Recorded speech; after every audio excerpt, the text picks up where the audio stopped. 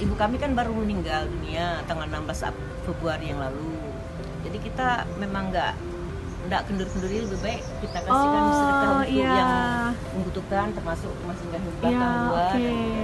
Nama almarhumah siapa Kak? Nur Hayati binti Usman. Mudah-mudahan bermanfaat. Amin Kak. Berarti Kakak letaknya rumahnya di belakang sini, di jalan apa? Jalan Gurami nomor 2. Jalan Gurami nomor. Kakak namanya siapa? Bulis ya. Nah, kemudian kami juga ada mau kasih untuk